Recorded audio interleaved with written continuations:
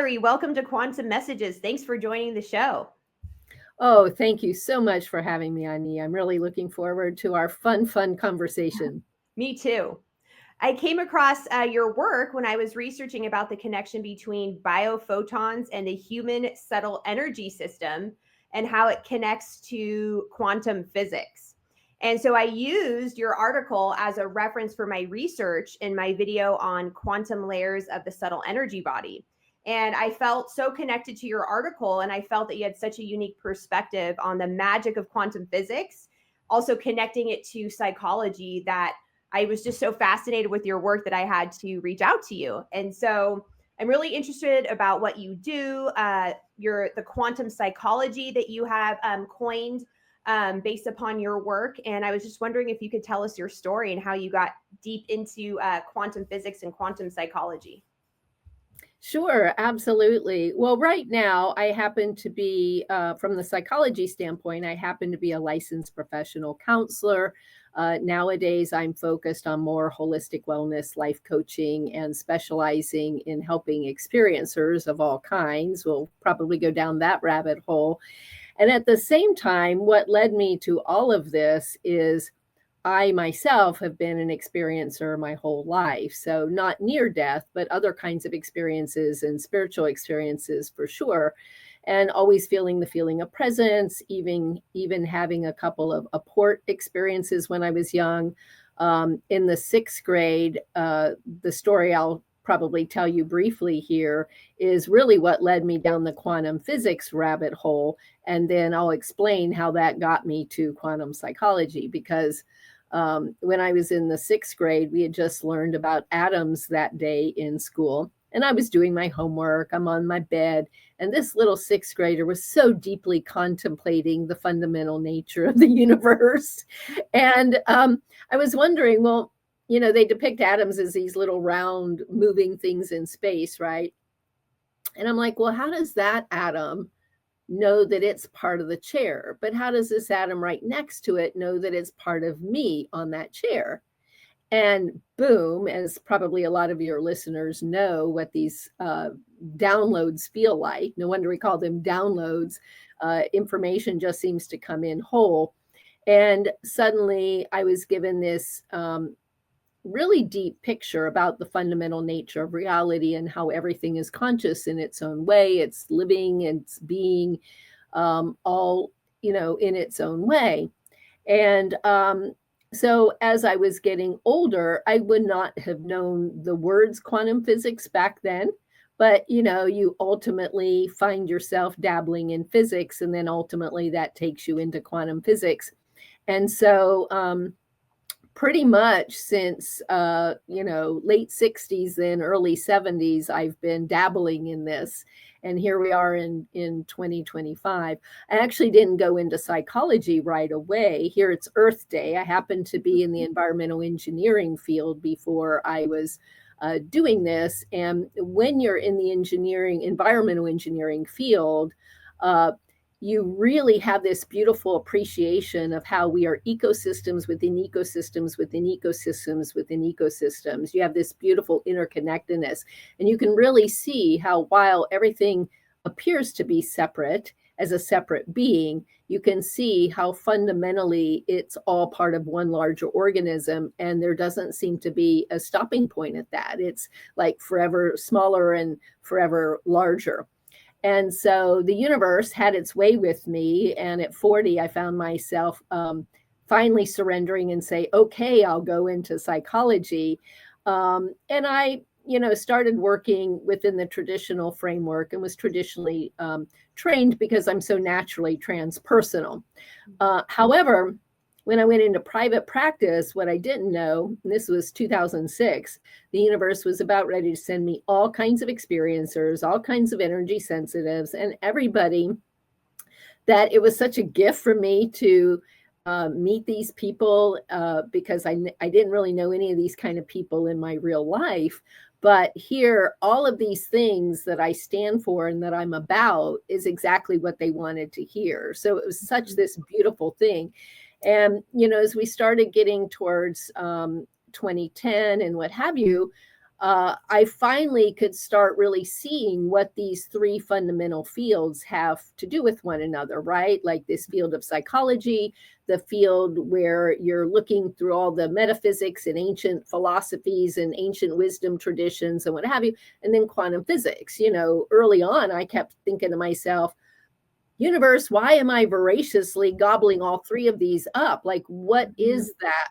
I don't know why I'm following it, but I don't know why.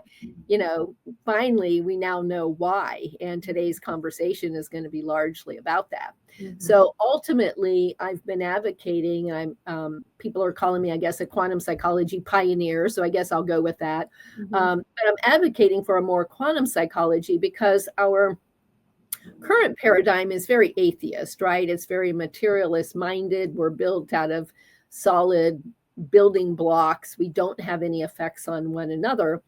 And anytime anybody has an experience that's unusual, it's considered a hallucination or delusion, right? So because in that paradigm, we don't have a spiritual reality. There aren't any other realities. There's only this just one reality. Okay. But when you're an experiencer and when you're trying to really help people, what you realize is there's a way to discern between what actually is psychosis or schizophrenia or things like that. And I can elaborate if you want me to. Mm-hmm. But, these experiencers are not crazy. They're as sane as the rest of us. They are navigating. It's just that they're having experiences that really don't meet the worldview of our materialist psychology. So I am definitely deep down the quantum physics rabbit hole because it's really the language that we have that helps us explain these kinds of experiences. Mm-hmm.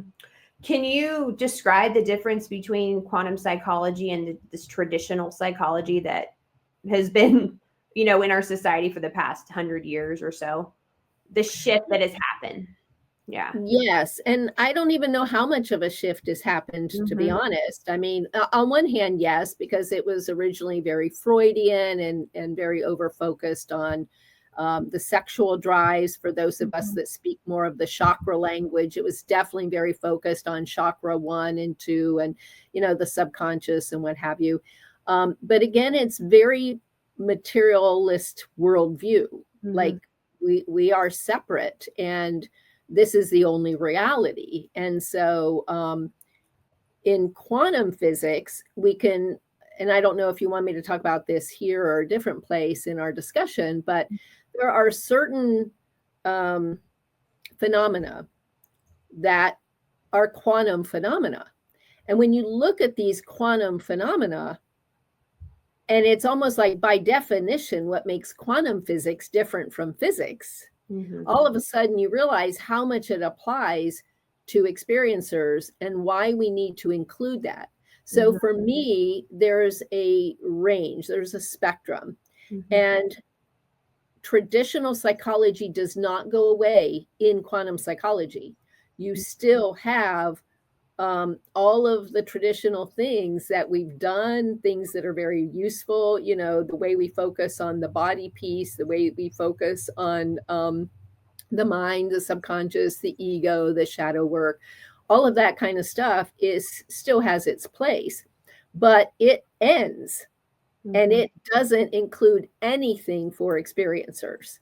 So all of a sudden, I'm advocating for this quantum psychology because we can broaden the spectrum of what psychology covers, and we can really provide a theoretical framework that basically encompasses quantum mind, a quantum consciousness, a consciousness that's non-local, that exists, beyond the physical body, beyond the brain. And then when you allow for these kind of quantum phenomena, quantum experiences, you can see how now you have a much fuller spectrum of what the field of psychology and especially psychotherapy has to offer people, especially when you consider the harm being done, right? Because in fact, just last night, I heard of an experiencer who has a brother who is a cardiologist. And the cardiologist who was very materialist minded, ended up having I think it was a near death experience, or maybe it was a spiritual experience, but regardless, he tried to tell his own healthcare team and was met with, a lot of ridicule and skepticism and what have you, and he had no place for it. Most experiencers will say they cannot go to their healthcare providers because at the very best, they're minimized, but at worst, they're hospitalized for psychosis. Again, because it doesn't meet, like, regular Western doctors and psychotherapists do not know what to do with this information when we start talking about other realms of experience. Right. So these people, what you're saying is these people feel lost and their experiences aren't validated. And so they even feel more lost. And so you dive deeper into kind of like a psychosis type of state, like an actual psychosis state, because you're not able to describe the actual experience that you have because you feel like you're crazy because nobody's understanding you.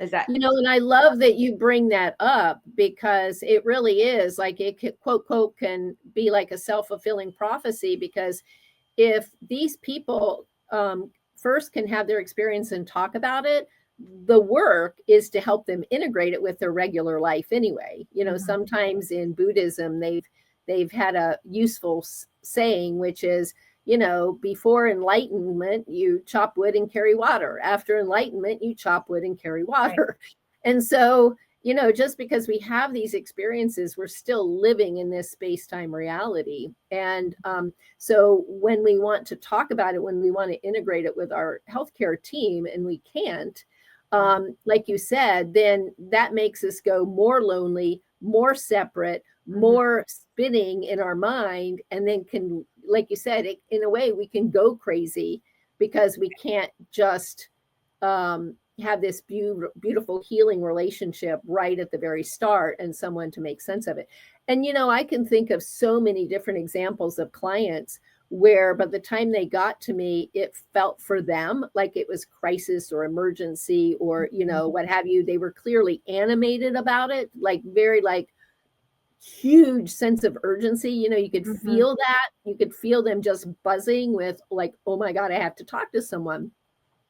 And it's interesting what one session of pure listening, pure just hearing everything they have to say and basically saying, I believe you, and no, I don't think you are crazy. That alone is so healing for them. So sometimes it only takes 1, 2, maybe 3 sessions for them to be back into living their regular life. Now, they might have more work to do, which is to figure out, what do I want to do with my life? Because when people have these spiritually transformative experiences, we call them the after effects. There's a lot of after effects that people have in common, and their lives are usually changed forever.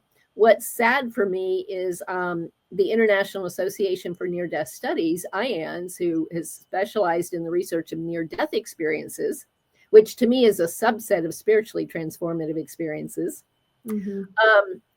But I think recently I heard a number like 70% of near-death experiencers end up divorced. How sad.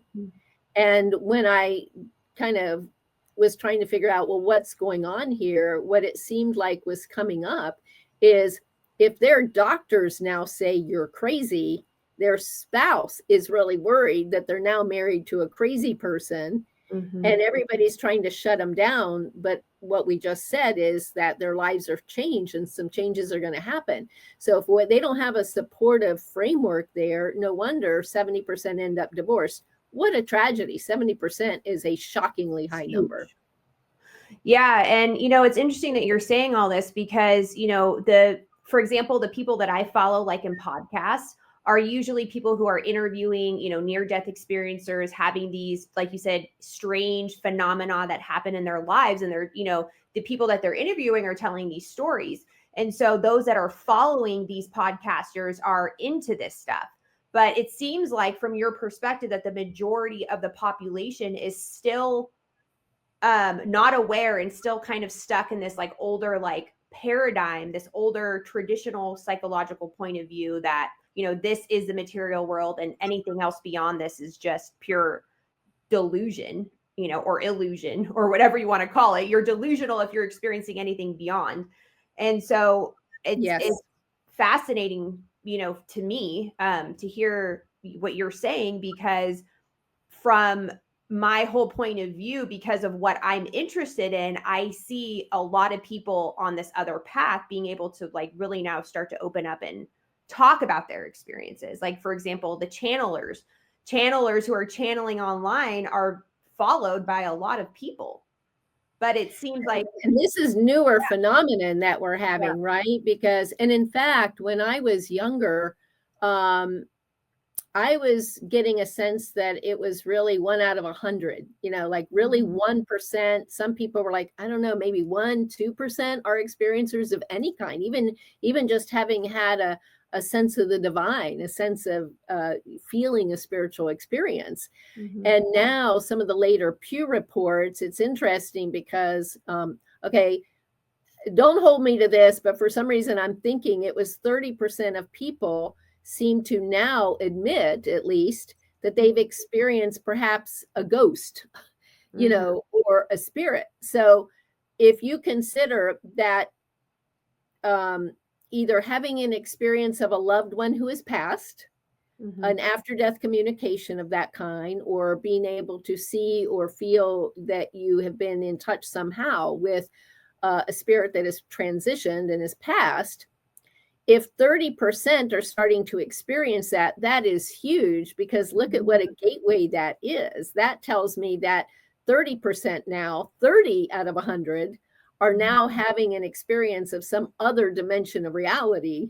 And that is way more than 1 to 3. So the science has been slow.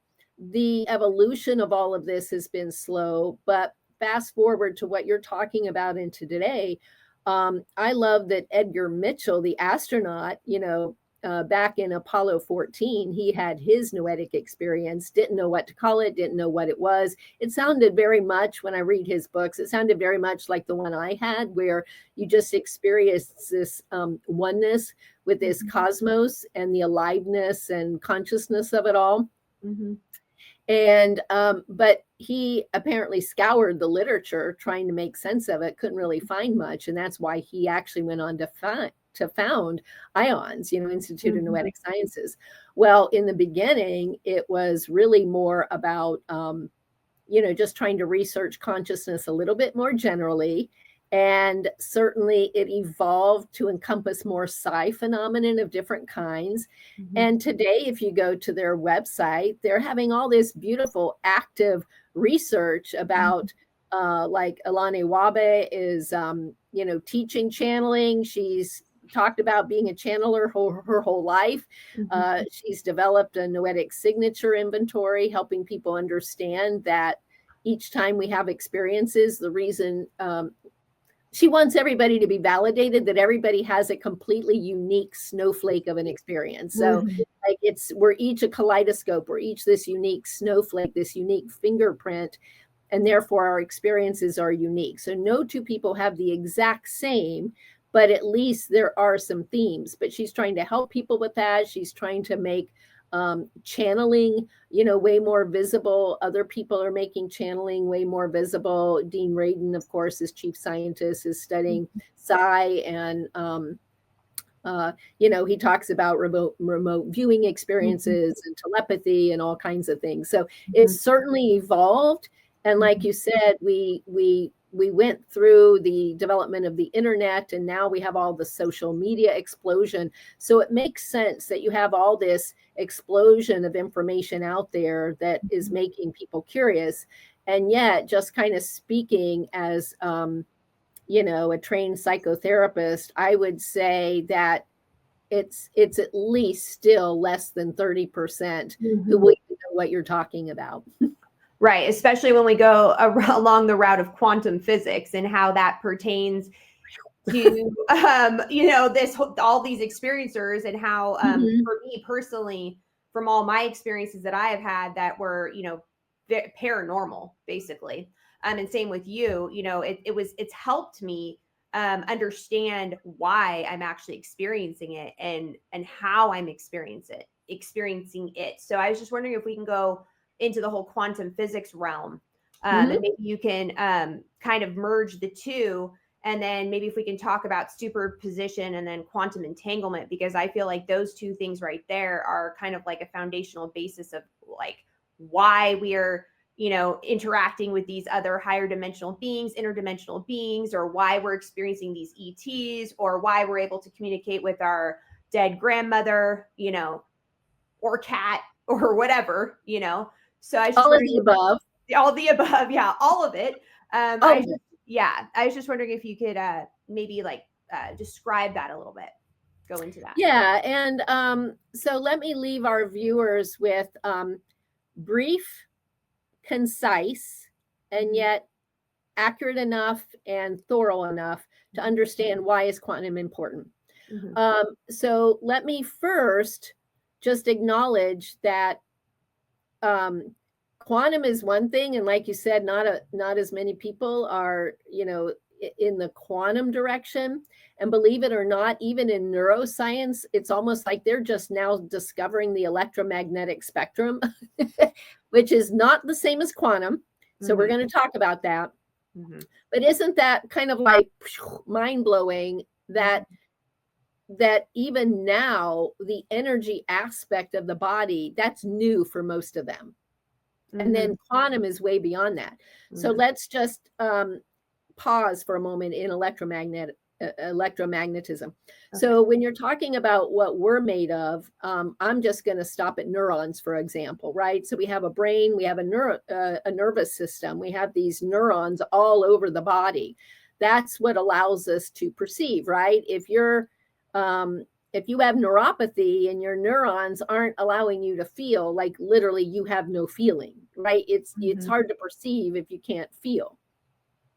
So what's interesting is the reason our healthcare system is so caught up in the chemical aspect, the pharmaceutical aspect, right? Even when people visit their mental health care providers, most of the time, especially if it's a psychiatrist, it's most of the time a 15-minute appointment, and it's just to get an evaluation to see which med are they going to prescribe.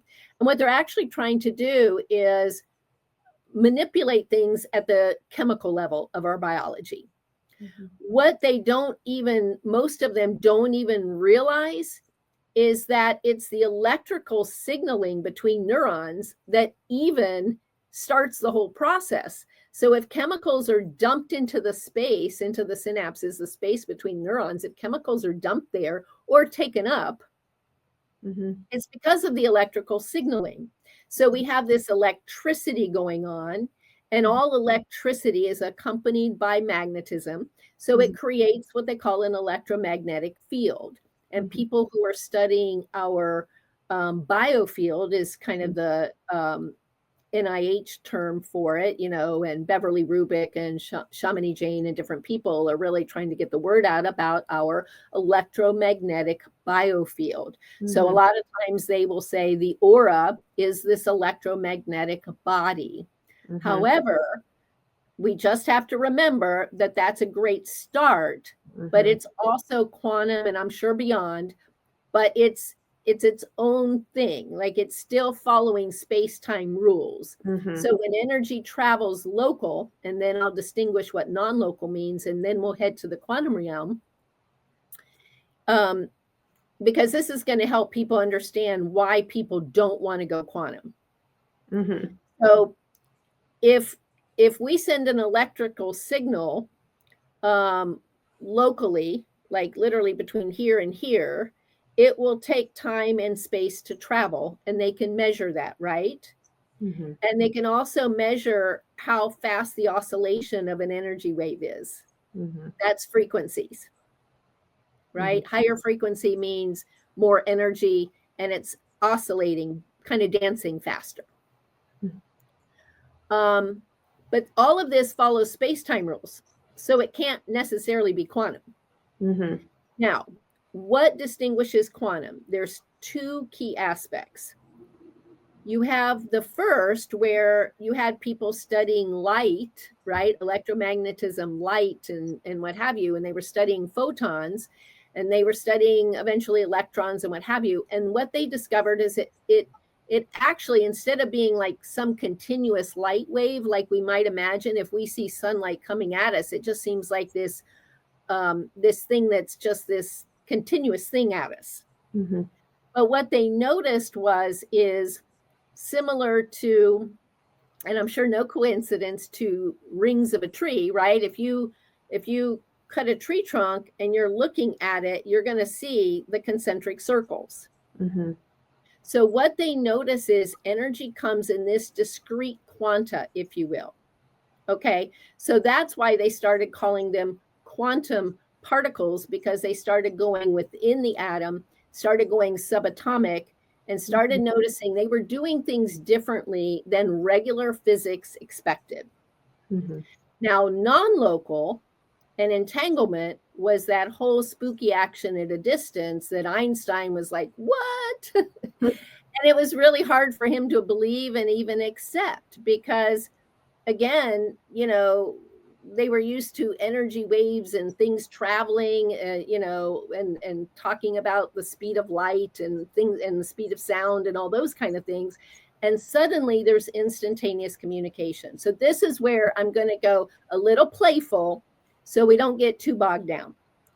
So quantum entanglement, imagine you take two photons and they are now entangled.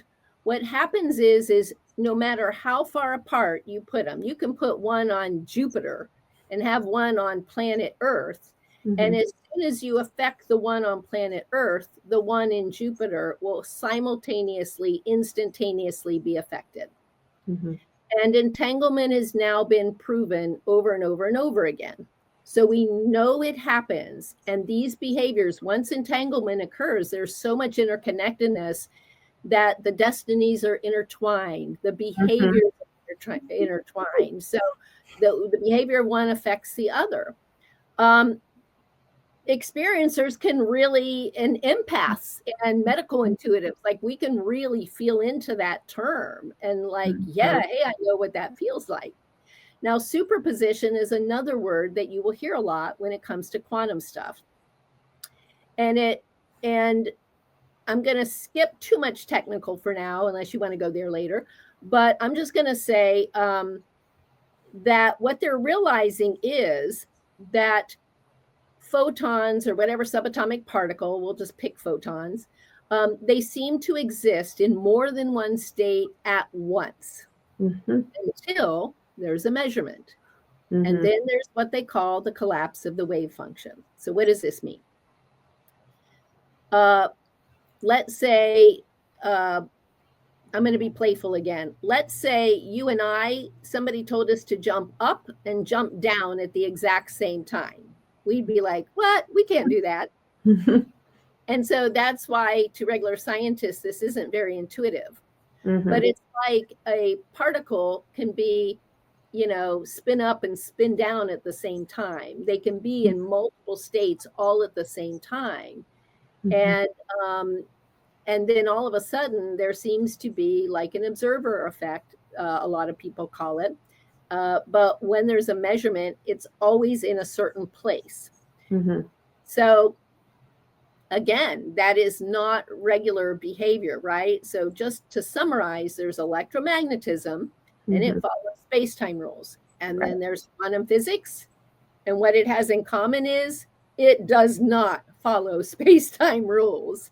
Somehow it's regardless of distance, and so it's non-local in its nature. I think I'll stop there until you hear me where you want to go next. Yeah, when you were talking about superposition, when you said, you know, when the observer measures those particles, then it actually changes the probability of the way the particle is going to behave. So technically, we can never really, if it's always changing based upon the observation, then we never will really fully understand, obviously in this dimension, you know, which is interesting to me. So that's when my mind starts really, you know, like the mind boggle really starts happening at that moment when I start thinking of it like that every single person's observation of anything switches the direction that we are all taking. Well, and So let's go there for a little bit, right? And let's just acknowledge for viewers, just to be fair, that quantum physicists themselves are arguing about that. Mm-hmm. Okay, you and I aren't quantum physicists, much No. less, but they're even arguing about it. So Right. there's not a consensus about this. Let's just say Yeah. that.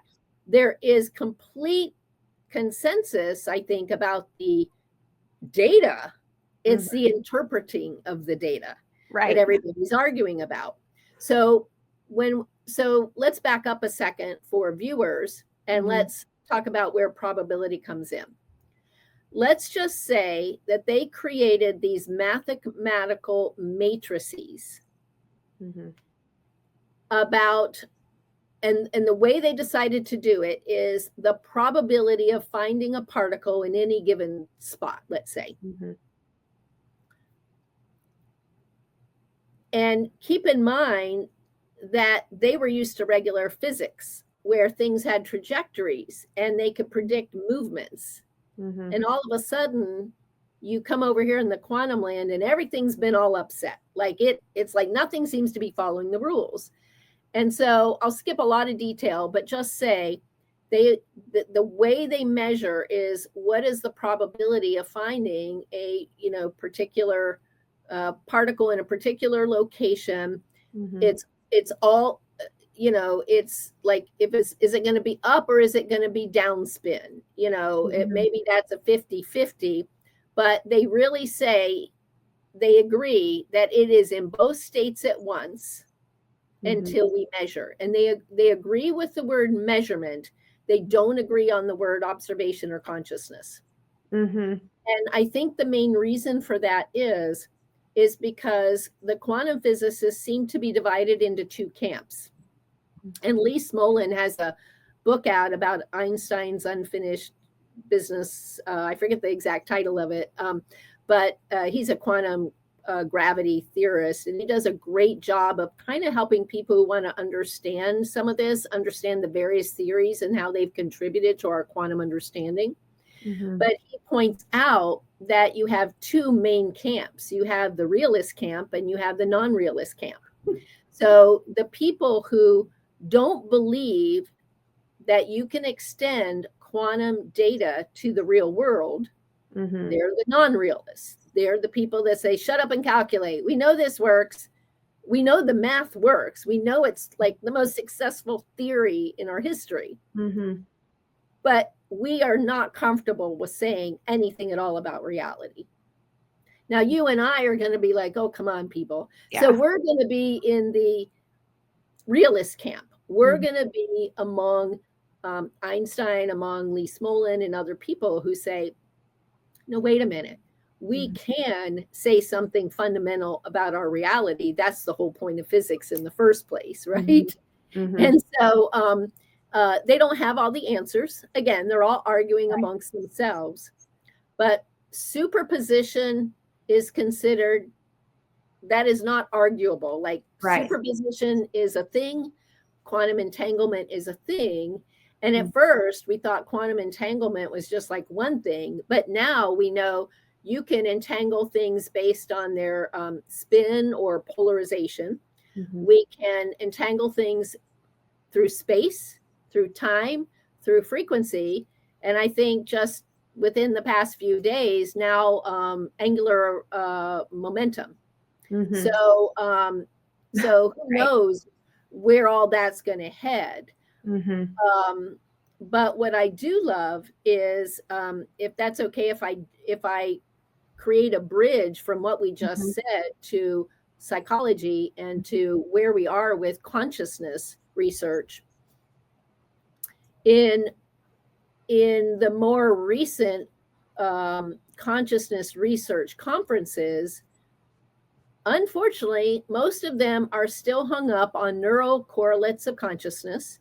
They still believe that consciousness is an epiphenomenon of the brain. Somehow it just emerges from, is an artifact of neural processes somehow. And that's where most of them are stuck. But we do have a braid edge, leading edge of people.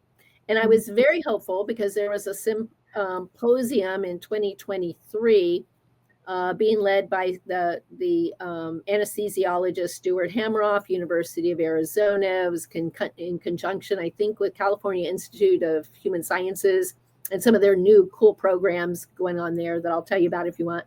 But they took a poll of hands and they said, here's all these consciousness research presentations, and a couple of them had quantum in it, and I'll tell you about that. Mm-hmm. But then they took a poll of hands and they said, how many of you folks feel like we really do have to start going to the quantum piece of it? And most people raised their hand. So I think there's so many reasons why people get stuck in the way their research is where they feel comfortable. And if they don't know anything about quantum, doesn't it make sense? They rather just keep it easy and keep looking for neural correlates of consciousness, but at the same time, to really advance the field, we need more of the pioneers. So Stuart Hameroff, he did work with Sir Roger Penrose, a Nobel Prize winning quantum physicist. They have what's called Orch OR, Orchestrated Objective Reduction, Orch OR theory. And in very short words, it is a theory that is quantum. It's still also materialist, but it is quantum because if you hear Sir Roger Penrose talk about it, he talks about a role for entanglement. And then there's a proto-conscious moment. And in between, there is like a normal lifetime decay of gravity, blah, blah, blah, leads to a being or a proto-conscious moment. So a lot of people, there's still a lot of argument about this theory, but at least it's quantum. And on one hand, they keep looking for quantum oscillations. I know way back when Stuart was, he identified a candidate for quantum behavior quantum effect to be observed. And it was the microtubule, or the microtubules. And fast forward, then Anirban Bandyopadhyay, who's a quantum physicist, I've interviewed him in my YouTube channel, but he's a quantum physicist that was tasked with creating an artificial brain. He's actually working in Japan, in Japan. And at the same time, he was able to find those quantum oscillations within the tubulins of the microtubules. And so he's confirmed quantum effects in the neurology. Now, why did that go a long way?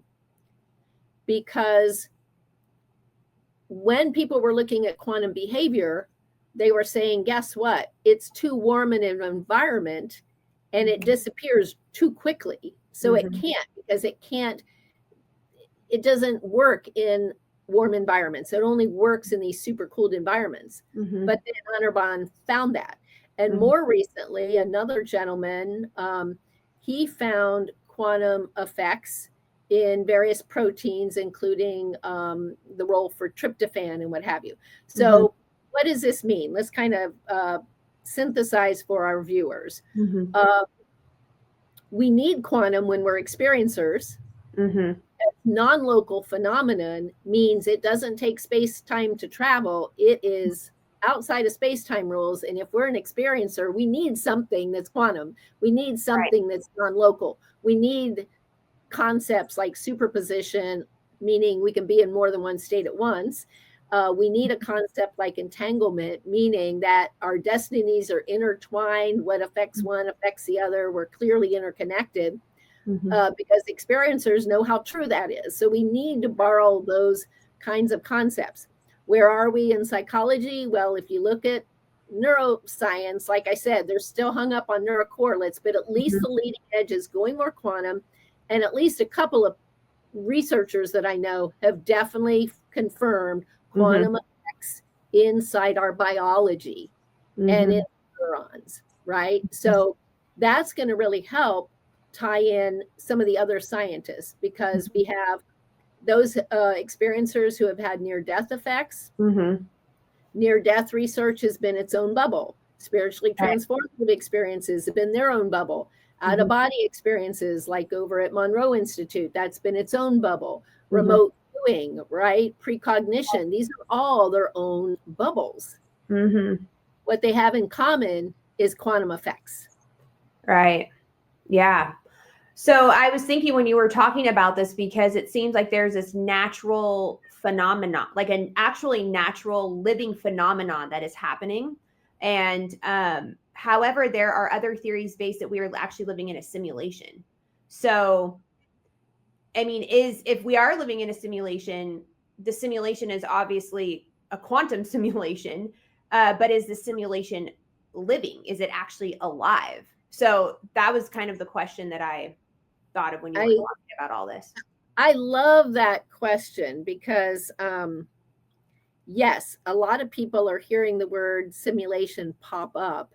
And for instance, I think Tom Campbell was on Joe Rogan, and a lot of people heard that. And he kind of elaborates, it involves quantum, but it is in a simulation. And I know some others. And I think the reason they're using simulation vocabulary is because if you're a quantum engineer, the vocabulary from a mathematical model makes sense.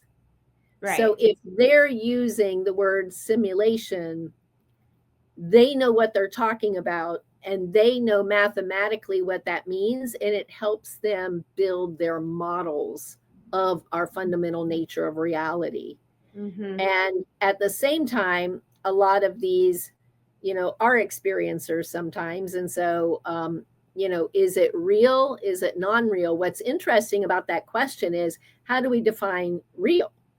Right? So the materialists define real as if it's this space-time reality and it's materially objective, and there's a consensus reality about we can both see and feel the same thing, that's when they will pull it in the real camp. However, notice that the data from all these different experiencers, they will say when they were on the other side, that was realer than real. Right. It was vivid. We could see, we could taste, we could hear, and even more vividly, even more real than here. So it begs the question, is anything not real? Right. And is anything not alive? Because you even have a cutting edge group of scientists who are starting to say what I was told in my download in the 6th grade is everything's alive. Even subatomic particles are alive. Cells are alive and conscious, all in their own way. And so some of these people are starting to say, yeah, cells are conscious and what have you. So this question about what is real and what is not real, and using the simulation vocabulary gets us into trouble.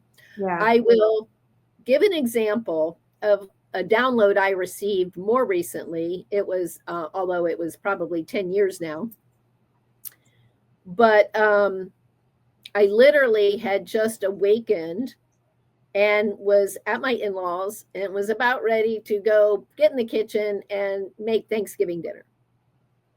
Except for I was awake and stunned, and I had to sit down on the couch to process what I had just experienced in my dream. So even dreams, right? What's real, what's not real. So in this dream, I was in this completely other reality.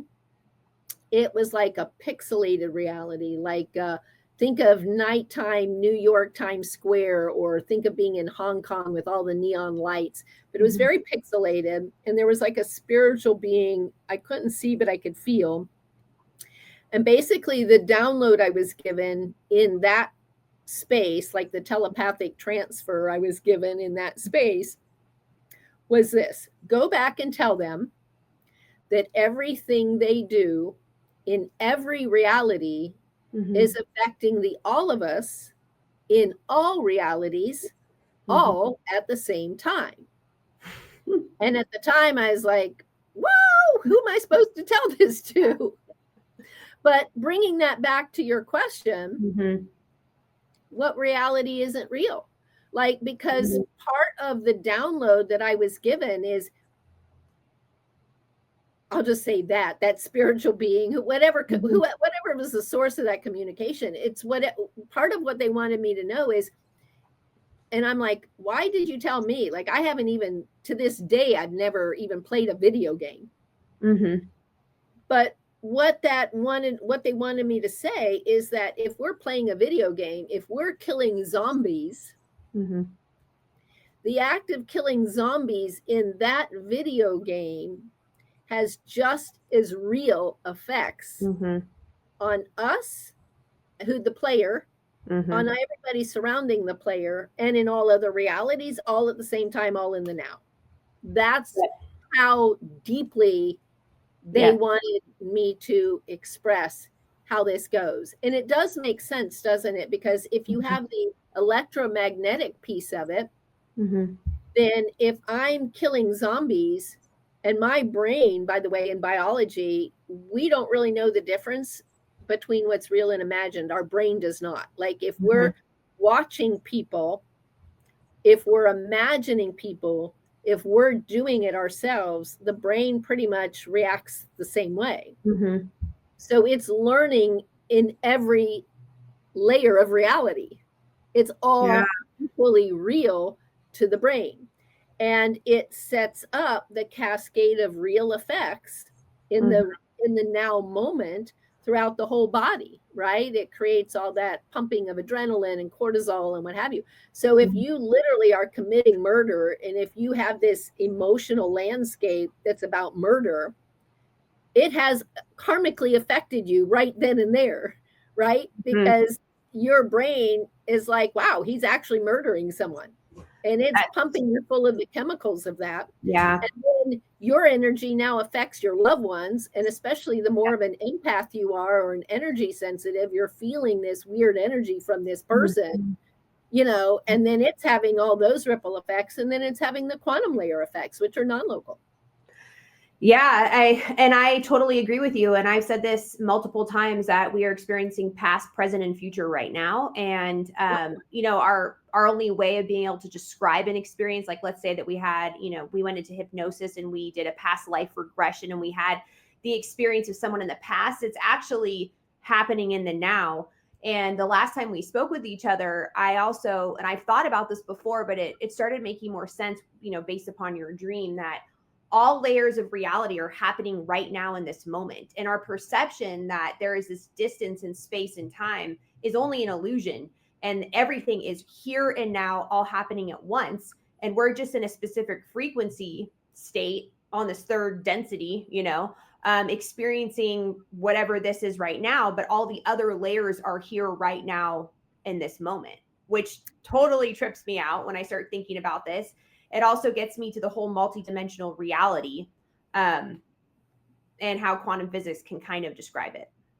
Yes, right. So technically in quantum physics, you'll hear often the multiverse theory, which was originally this theory by Everett. And his isn't exactly intuitive for me, maybe to other viewers, but we're going to dive from this beginning. He, in his vision of the multiverse, if I go to make a decision about turning right or left, it doesn't matter which way I turn, because as far as he's concerned, right then and there's a splitting off in the multiverse. And if I turned right in this space-time, I turned left in that space-time. And so every decision point creates another branch to the multiverse. Okay, so we'll leave that alone, but that's, Everett has his theory. Right. People can go look it up if they're interested. But when we think of multidimensionality, we certainly can think of the multiverse. And there are a lot of, you know, people out there who are considering this, and they will talk about, is our universe in a black hole? You know, are we like one bubble universe connected to another bubble universe? There's a lot of conjecture happening about this, but I think people are becoming aware of that it probably is multidimensional. When David Garush just recently, I think that's how you pronounce his name, but when he recently testified before Congress about the UAP, start from David Garush. Yeah.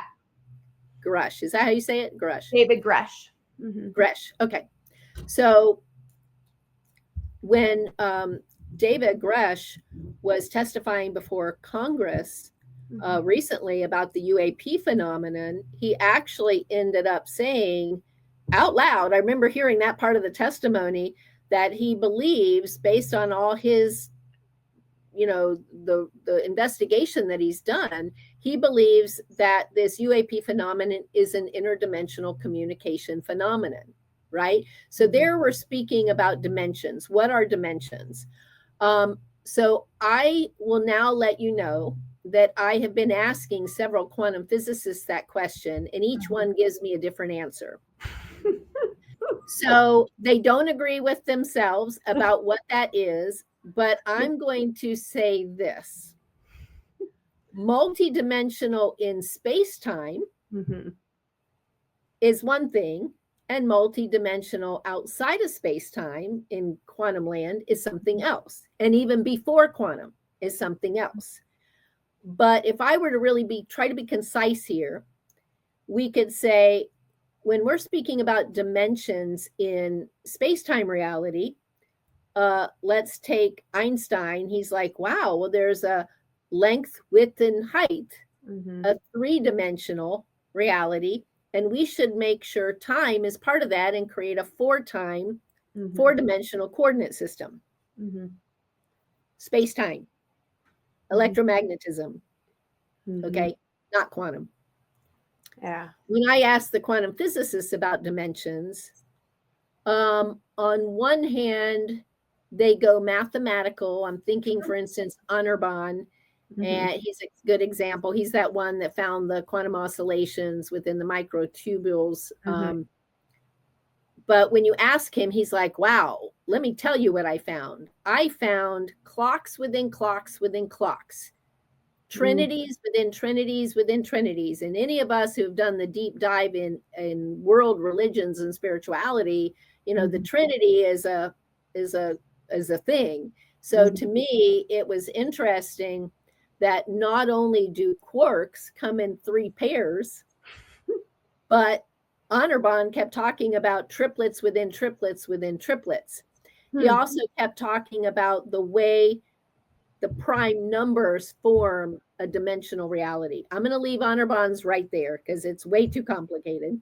Well, you just made me think of Tesla, and Tesla said the most important numbers are 3, 6, and 9, which are exactly. And notice that if you're a flatlander in a 2D reality, right? People are used to hearing some of that analogy. And now, here we are in 3D, meaning, we have a not just a flat piece of paper, we have height too. So a 2D or flatlander can't perceive a 3D reality. But notice that in 3D reality, we can't perceive what's beyond that. And so, let's put that with a question mark for right now. Okay, here we are in space-time. What are these other dimensions? On one hand, we don't know. Right. On the other hand, we could say they're different mathematical geometries. But I think I will fast forward to quantum engineer Doug Matzke's model. His is one of the latest models that I've taken a deep dive on because he's really trying to help us explain quantum mind. Quantum, he doesn't like the word consciousness because it's so debated, but he definitely uses the word quantum mind. He and I have mutual friends that are multidimensional channelers who are very famous remote viewers. I mean, Dean Radin will show this person's work and what have you. So they're reaching in beyond space-time, right? They're reaching into the future. Like you said, it's all happening now. So they're clearly reaching into some other dimension beyond our our space-time reality. Right. And they're going to a place where space and time have different meanings. Mm-hmm. And they kind of go mathematical model. So if I were showing this one slide of Doug's that he loves and that I love, Mm-hmm. it's kind of divided into, you have this foundational reality that he's trying to explain that is before quantum foam. He calls it proto physics. So it comes before. And I'll elaborate that in the middle. But this proto layer, this proto physics layer, mathematically and using geometric algebra, he actually can mathematically go from this proto-dimensional layer to the Planck scale, right? Like the smallest units. And he can build it towards the quantum, and he can then build it towards all the standard particle physics model. So he can build space-time reality from it, going through Planck and quantum. Now, what is his in a nutshell? If I try to really simplify his, he will say, now think of this as elaborating information theory. Like we're instead of calling it consciousness, we're calling it information. And we're seeing that information is more fundamental. Okay. And he will say, imagine that every time you have an informational distinction, that's a bit.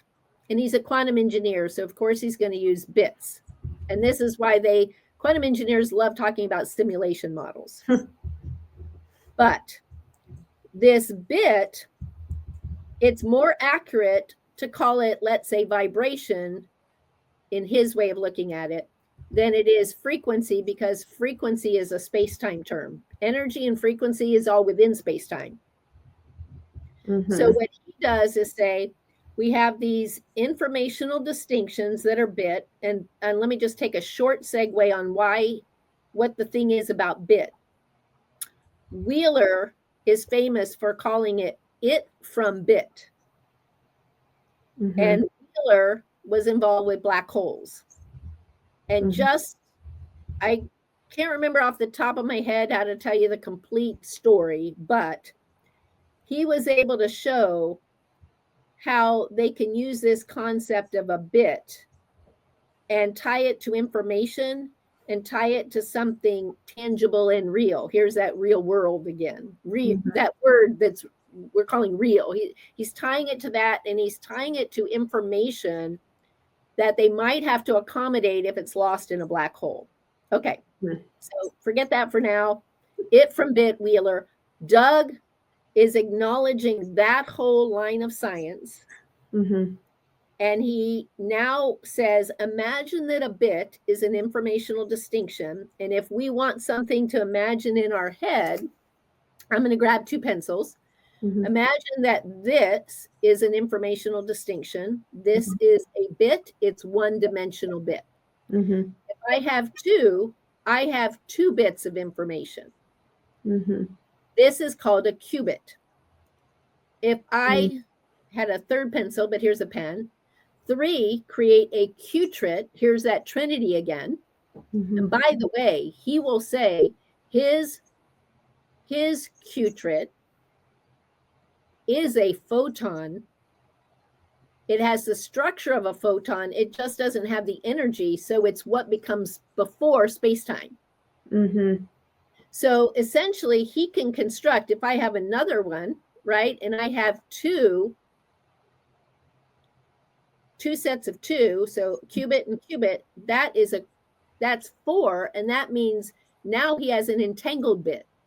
So if you have 4 dimensions, he can create entangled bits, an entanglement, and get the entanglement going. And every time you build these dimensions, they're all 90 degrees from one another. They have a life of independence. People call them orthogonal. And he can basically use algebraic geometry to create dimensions that are complexity dimensions.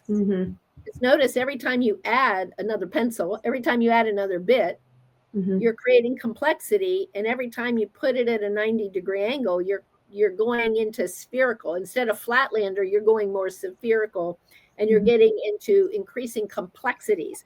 So instead of the word multidimensional, he loves the word hyperdimensional. Mm-hmm. Because for him, hyperdimensional has a lot more meaning than just multi. Multi's pretty generic for him. Yeah. Multi is space-time. Hyper is more quantum.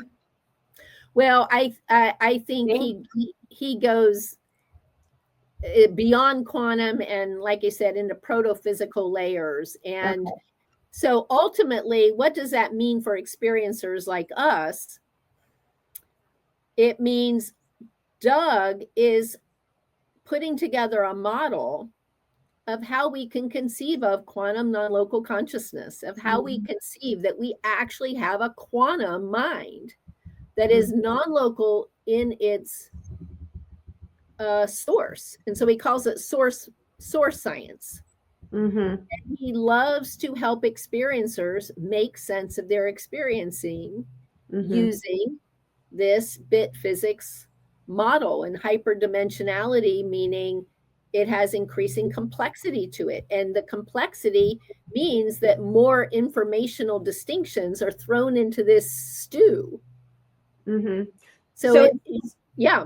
I have a question. Bits, is he using binary code? Because isn't bit a binary code, zeros and ones? Is that how he's modeling this mathematically? The reason I will say no, but yes, what you're thinking of is binary was before quantum computers. Right. Right? If you just have zeros and ones to work with, that's classical computing. And I'm not a computer scientist, so if I misspeak here at all out there in viewer land, forgive me. But essentially notice that there's the realm of classical computers. And it's binary code and it's zeros and ones. However, quantum computers, what makes a quantum computing is it is making use of entanglement. It's making use of quantum properties. So if I can be in superposition, if I can be in 0 and 1 at the same time, if I can be 0, 1 and 1, 0 and up and down and up and right, if I keep adding these distinctions, now it's a bigger mathematical thing. You're going to process way faster because it's not just this or that, it's this and that. And the more of these informational distinctions you have, you start having exponential power. It's not just 2 to the 2, it's not just 2 to 6, it might be 2 to 300. Right. It might be 2 to 500. So qubits can describe more of like the whole quantum then, right? The qubits? Yes. And so that's where he is coming at it from a quantum computing perspective, making use of quantum science and quantum computing. And he's borrowing that language. So sometimes he's okay with the simulation language. Like I know he and Tom are probably going to be talking soon. But Tom Campbell I was referring to.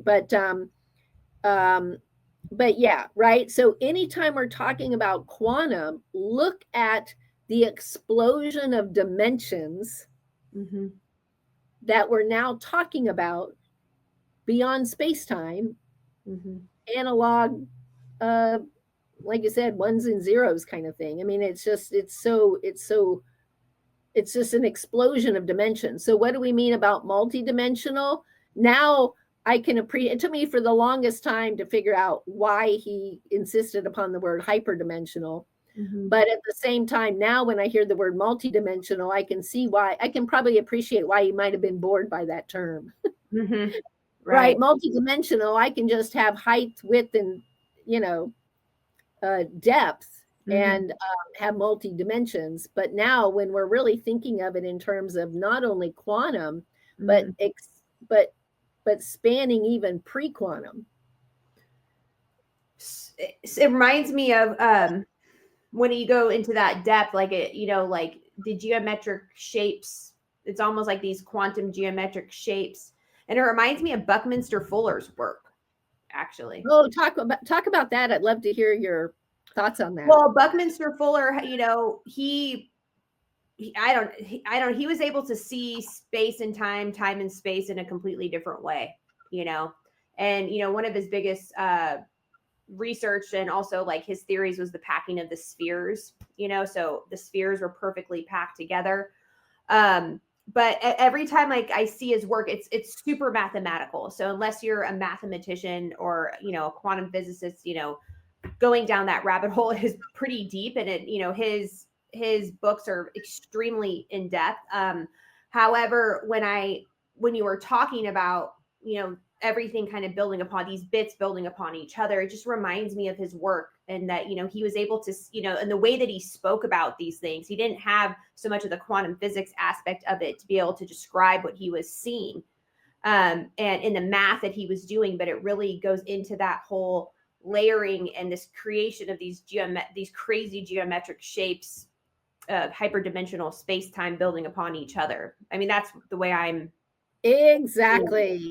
Yeah, and I love how you voice that. And I would say that literally might be an area of agreement, because whether Anirban is talking about primes and essentially geometries and configurations and orthogonal dimensions, Doug's talking about orthogonal dimensions, meaning they have their own, uniqueness, the freedom, if you will, independence, and they're in other words, like, yeah, we won't go down that rabbit hole, but it like, to borrow the word geometry for those of us and viewers, like that's just a great word, because we get a sense of how all of these shapes have a volume to it, and how they're all building and intricate and become increasingly complex.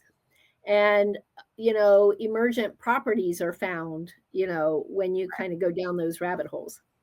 It makes me start thinking that, going back to the whole, I know that they use a simulation theory, but it makes me feel that these are living systems. And so like on that deeper level, like what he was saying, talking about the proto physics, like it is a living system creating these complex geometric shapes as we are experiencing more reality, because we're a part of the system.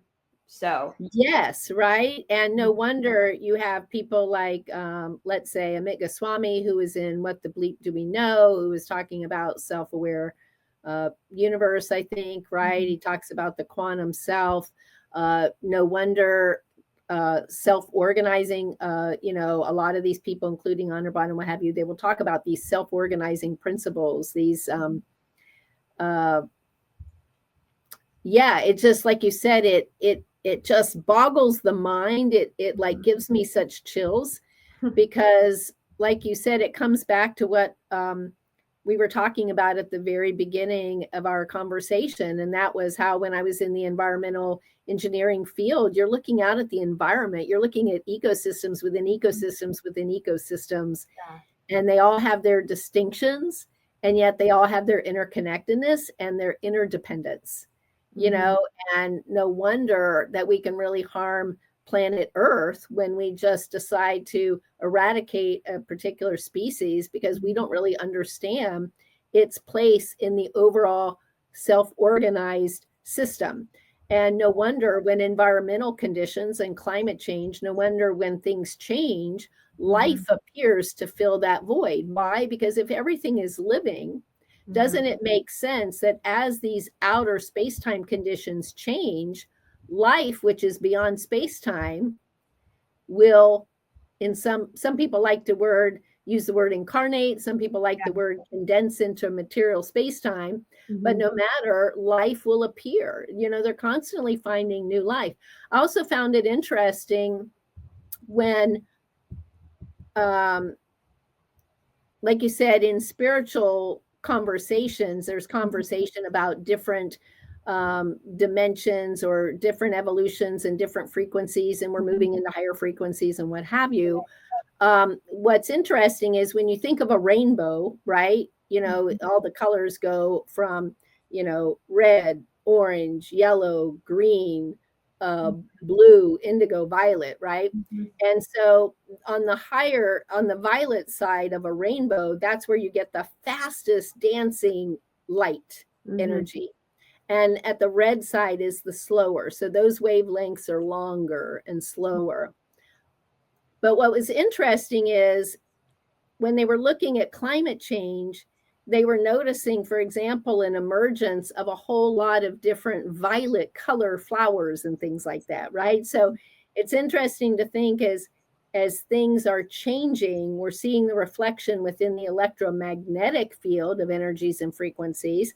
I do believe the Earth's, you know, for instance, our, you know, when we think of our aurora borealis of the planet Earth, you know, I really do feel like that's the organism of the planet Earth's aura.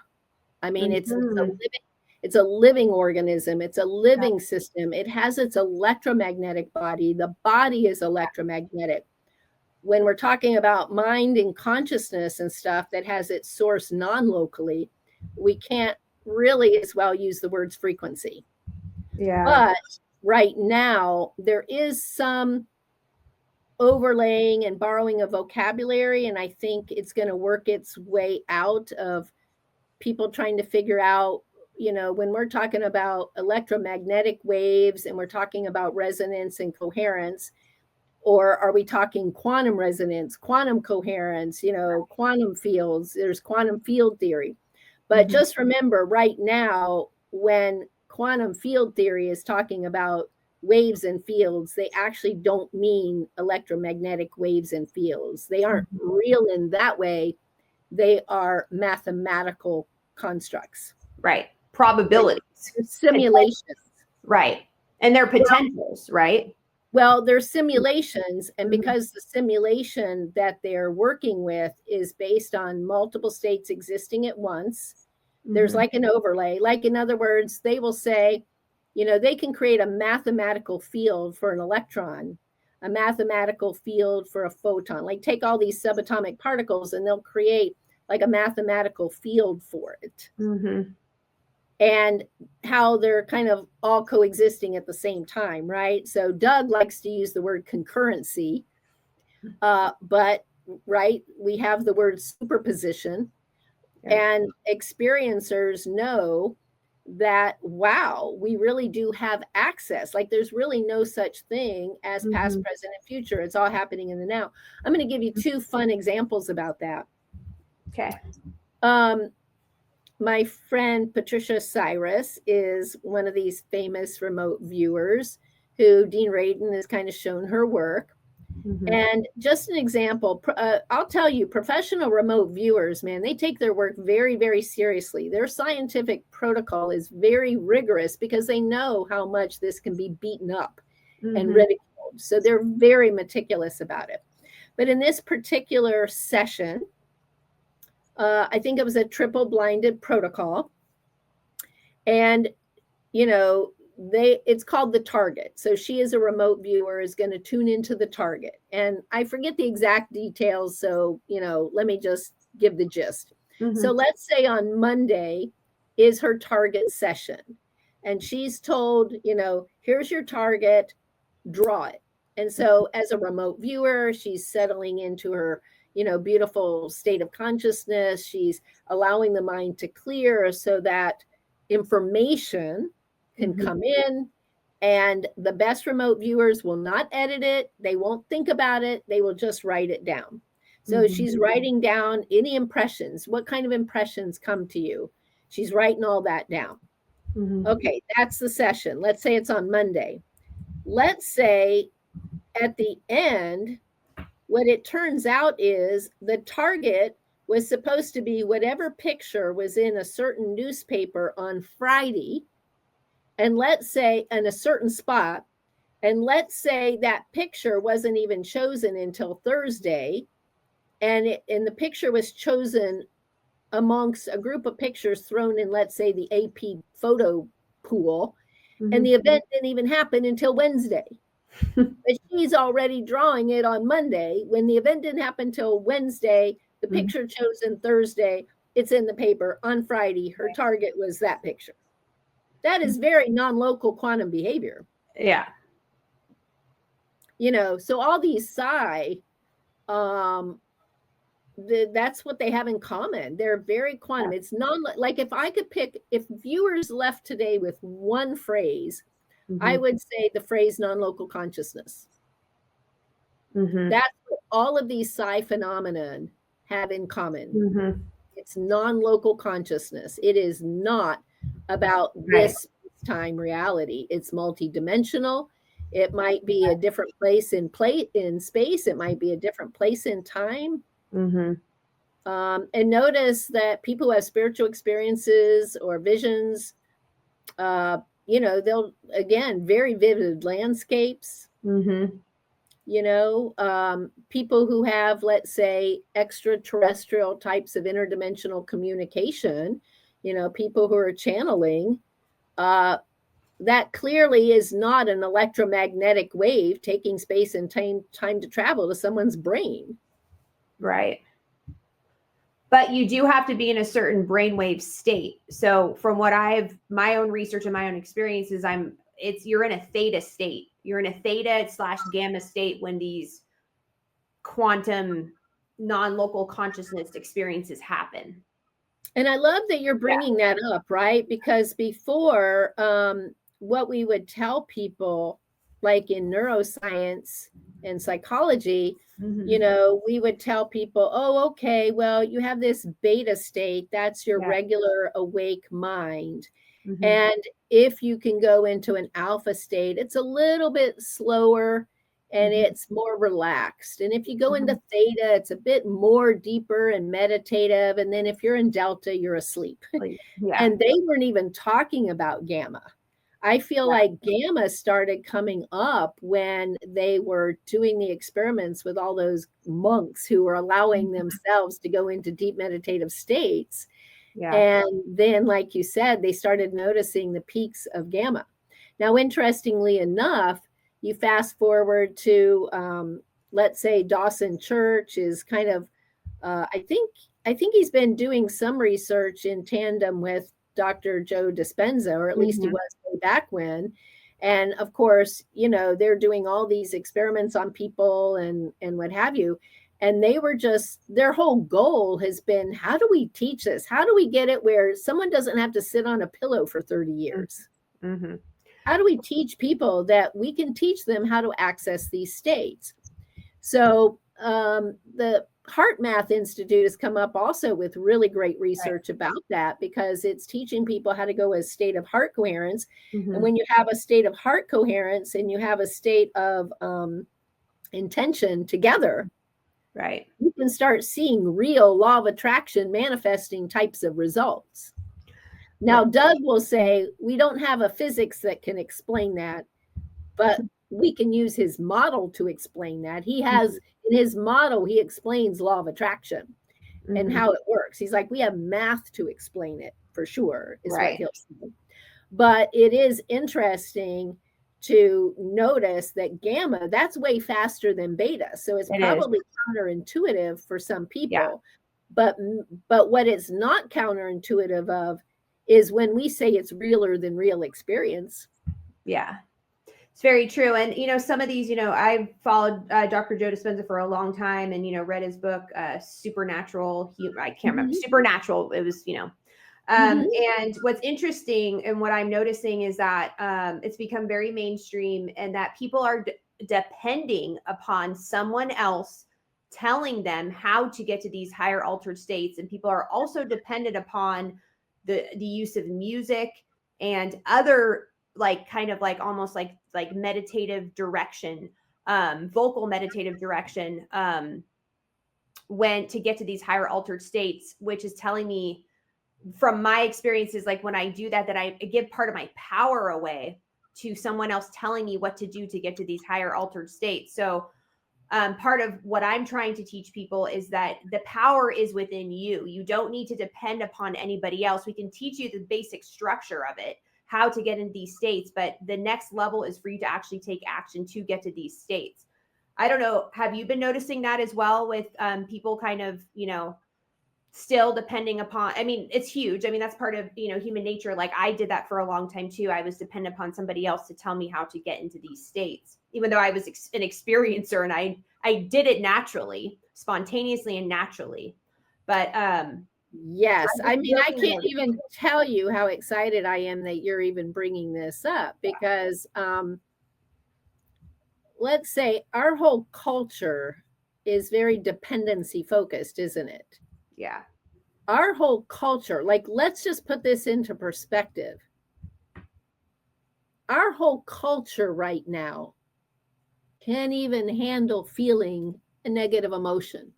Mm-hmm. Something as simple as discomfort, something as simple as sorrow, something as simple as frustration, anger.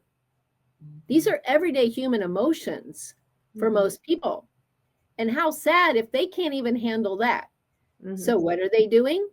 No wonder our culture is focused on drinking, use of drugs, how to drown, how to numb. Mm-hmm. It's the opposite direction from awareness, isn't it? It's taking us in the opposite direction. I just want to make one comment. It's even more than that. It's the phones.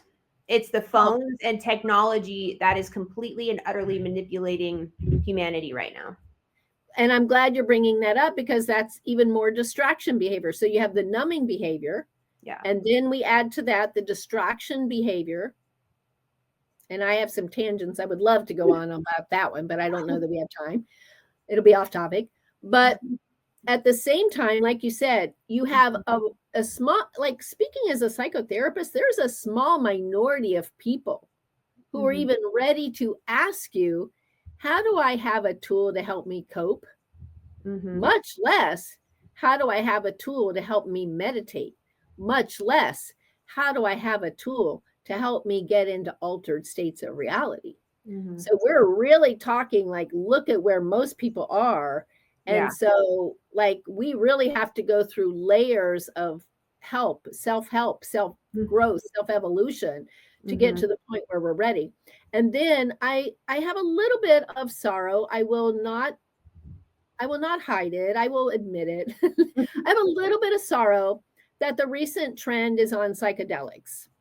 And it's for the exact reason that you just stated, because on one hand, I was thrilled when everybody started trying to teach present moment mindfulness, and even to kids and children in school, and the beautiful results of teaching children mindfulness and how to regulate their emotions. I mean, talk about advancing their human consciousness, because we have to learn how to quiet the mind in order to receive this other dimensional communication or our intuition. And so I'll speak to that in a minute. But then look at how people, so now they're ready, they're seeking meditations, but to your point, they're seeking guided meditations. They always want it to have music. They always want it to be somebody else telling them what to do, what to visualize, how to think. It gets to the point, and that's fine in the beginning. We all need training wheels for things. But like you said, let's not fall into dependency. Let's realize it's training wheels. Let's get to the point, to your point, of self-empowerment. When we sit in that driver's seat and we say to ourselves, what am I trying to experience? Therefore, how do I shift? What is this subtle shift, meditative focus shift that I need to make to experience what I'm trying to experience? So if I'm a remote viewer, I'm going to have one answer. If I am trying to expand and strengthen my intuition muscle, then I'm going to say, no wonder all religions tried to get people to learn how to shut up that monkey mind. Because as long as we're like yabber, yabber, yabber, yabber, how do we expect to hear anything coming in from another dimension? And by the way, my field of psychology is still there are many people who will tell you intuition doesn't exist. Wow. And they will point to science. And when I look at the science, what I notice is they clearly have never had intuitional experiences, because the way they operationally defined intuition was incorrect. Because when you really look at the operational difference between the instinct that they were measuring it against and the intuition, clearly they were the same thing. So in my experience, and the reason I'm bringing this up is because this is a multidimensional, hyperdimensional mind. We have dimensions, we have layers, we have quanta distinctions that we go through in experience. And so we have to learn how to quiet a mind. And we can think of it, if I use an analogy that I use with a lot of clients and it seems to resonate for them, it's like gears of a car. So if I'm sitting in my car and it has a gear that's reverse, 1, 2, 3, 4, those are handy. I need these gears. They're for a reason. Overdrive is a gear. It's for a reason. It has a specific use, right? But if I need to reverse, I'm not going to use first gear. I use reverse gear. So instinct, in my experience, is imagine that what we're tuning in, the focus of our awareness, the focus of our consciousness is to the cellular collective consciousness. These cells are alive, they're conscious, they're in intercommunication, they're communicating with one another at speeds way faster than anybody ever thought. And so no wonder we have this autopilot. No wonder we have this fight, flight, freeze response. And thank goodness, because if I haven't rehearsed and practiced and gotten better at my higher gears, thank goodness I was born with an autopilot. However, most people get stuck at their autopilot. They live from autopilot. They don't know anything else. That's instinct. And no, it's not the same as intuition. So I would say we go from cellular consciousness instinct. We then shift into an aware mind, conscious choosing. Do you realize how rare that is? Most intelligent people on our planet have not evolved into conscious choosing. Why? Because they haven't allowed themselves to be aware of their emotional landscape, because that's weak. So even if they're intellectual, they threw that out the window. They got a bunch of words and intellectual thoughts, but they numbed out emotionally. So they're working from not everything is working. You have to have the bodily somatic layer of cellular consciousness open up to the feeling aspect of layer of reality, open up to the mental thought layer, and then consciously choose. And then the next step is, how do I suspend all of that? How is that on a shelf? How do I now go to this quiet mind? And now, how do I point my consciousness? If I'm a remote viewer, I'm going to point it to Friday. If I'm someone else, I might be pointing it to a spiritual reality, or trying to communicate with a loved one who has passed. Or if I'm Einstein, I wish. If I were Einstein and I'm some unbelievable scientist who literally is wanting to have a download about the nature of the universe, when they go silent and they're really, really contemplating, and then they really listen. Notice if you're listening, your mind naturally quiets. Listening is the fastest meditation on the planet. It's a great tip. Right? If I really listen to you, everything stops. Because I have created this blank screen, this reservoir. It's very yin feeling, and I'm going to feel as your words and your energies. And now I can clairsentient feel you. I can psychically feel you, right? The degree to which I listen, how quantumly I listen and really feel into you, the more I will receive and perceive.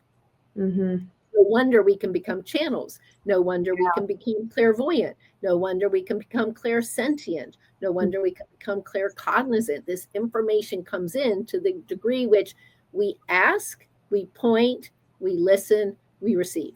Mm-hmm. No wonder I agree with you that we Yeah. have to quit depending on other sources. Yeah. We will Yeah. never get to this living this place, right? Because what you and I probably, we've never said this, but probably what you and I and listeners have in common is we want the world to be fully awake. We want the world to be fully conscious. Yeah. Alive and tapped in to the non-local interconnected presence that we all contribute to in all dimensions. We want to receive and perceive that which we are intended to, and we want to be living from that more divine soul layer. Mm-hmm. The soul, through the intuition, will be giving us our little breadcrumbs as to what to do next. If I'm in my left brain chatter trying to figure out how I'm supposed to update my website, I'm not going to hear a daggone word. No. Yeah, and there's a lot of people in the left brain right now. So, but that is a step up from just being in the autopilot emotional. Very true. Emotional, reactive, and harmful place. Yeah. Well, we are progressing, so that is good. And, more information is coming online, and that's great. And I feel like more people are becoming aware. So even though there's a lot of psychotic chaos and craziness on the planet because we are in tune with it because of our technology, I still believe, there are blessings that are coming forth. So that was very well said. I was wondering, what message would you like to give to humanity right now in this moment in time? It's funny because, again, we're on Earth Day today, and we've just had the Easter weekend. And people who celebrated Easter were celebrating the messages, hopefully the messages of Christ. And as he said, the greatest of these is love. Mm-hmm. So when I say love, I hope viewers today, my message, love has now become quantum. Mm-hmm. Love, if I'm in a state of love, the way Christ intended, no wonder I'm loving everything and everyone, because I'm in realization that we are all one. We are all in one interconnected whole. And whatever affects any part of this whole affects all of us in every reality and every now. So it's literally quantum love. And no wonder it's been our imperative. And so anyone that we leave out of that love, that's a reflection for us to notice the work we still have to do. Mm-hmm. We will never be completely enlightened until no one is left, no one, no thing, no reality is left out of our love. Yeah. Very and deep. Love, not just as an emotion. Yeah. Again, it's the complete embodied realization that these are aspects of self. Mm-hmm. And from a psychology standpoint, look at how many people struggle with self-love because they confuse selfishness with self-love. So as part of this message to humanity, love is our imperative. We love this self, not in a selfish way, but my cells need to feel my appreciation, my softness, my respect for what they need. My body needs me to feel the respect for what nutrition it needs, what downtime it needs, what balance it needs. And my neighbor needs me to do that as well. My spouse needs me to do that as well. My community needs that respect from me. Mm-hmm. And imagine that we just keep going where we are all just mutually in this beautiful respect and honoring of what we each contribute as our part in the whole. And that is our imperative. Well said, Valerie. Thank you for that. It reminds me of, the quantum universal love. Because beyond our universe right now, I'm sure there's multiple, but then we all get to a whole other reality, whole other mind boggle. And yet it's all here right now. Yeah, exactly. All happening at once. Valerie, where can we find your work and what you're doing? So if viewers want to learn more, they can go to my website, valerievaran.com. That's V as in Victor, VALERIEVARAN.com. And there they will find a link to my book. They will find a link to my YouTube channel, and they can find me on Facebook and LinkedIn. The book that I wrote was as a psychotherapist who was helping so many sensitive and evolving souls. I wrote Living in a Quantum Reality, using quantum physics and psychology to embrace your higher consciousness. And I gave a very small description of some of the energy stuff that we talked about, at least as of what I knew as of 2015 in the first chapter. In the second chapter, we kind of talk about this huge quantum self in terms of the chakras and all of our evolutionary growth in front of us. But the whole rest of the book is self-help. And for any of my Lithuanian viewers out there, there's the version is also in Lithuania as well. Wow, that's amazing. Well, Valerie, thank you so much. I always enjoy talking with you, and I love our deep dive into the quantum when we talk to each other. So I just want to thank you so much for coming on. Absolutely. Thank you so much, Ani.